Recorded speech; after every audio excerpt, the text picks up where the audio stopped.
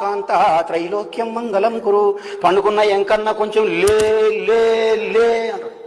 అంటే ఇట్లా ఏమంటే లేస్తాడు, పండుకోమంటే పండుకుంటాడు. ఉనే గాడ్, ఉనే భగవాన్. అవునా? పండుకోమంటే పండుకుంటాడు, లేమంటే లేచాడు. దేవుడు అవుతాడు, పనికి మాలోడు అవుతాడు. అదే సాయంత్రం సుప్రభాతం అంటే ఏందనుకుంటారు మీరు?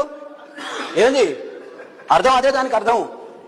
కమలాకుచ చూచుక కుంకుమతో నియతారు నితాతుల నీలతను విజయీ భవ వెంకట శైలపతే. అయ్యా స్వామి, నువ్వు ఆదమనిషి నిద్రపోయి అనుకున్నావు, రాత్రి లేట్ అయిందేమో, జర లేతవ సుప్రభాతం.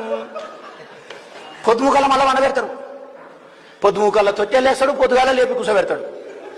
ఏమి బామ్మడితే అలా దేవుడు అంటే ఏమన్నా? నిజంగా ఆయన పడుకుంటాడా?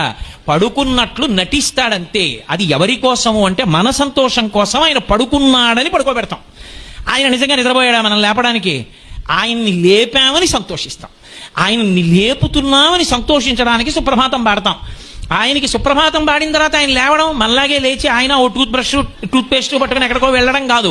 ఆయన లేవడం ఎందుకంటే మన కోసం లేచాడు. ఎందుకు సంతోషించాలి మనసు అంటే? కమలాకు చచూచు కకుంకుమతో నియతారు నితాతుల నీలతనో కమలాయ తలోచనలో కపతే విజయీ భవ వెంకట శైలపతే అన్నాను అనుకోండి.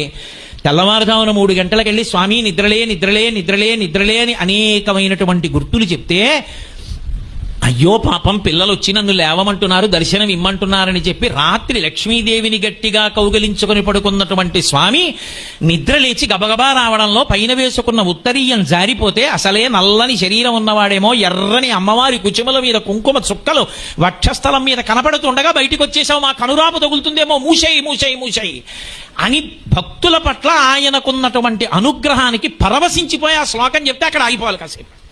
ఆయన వచ్చాడన్న భావనతో. శ్లోకం ఏం చేస్తుంది? నీ మనసులో భావన తరింపజేస్తుంది.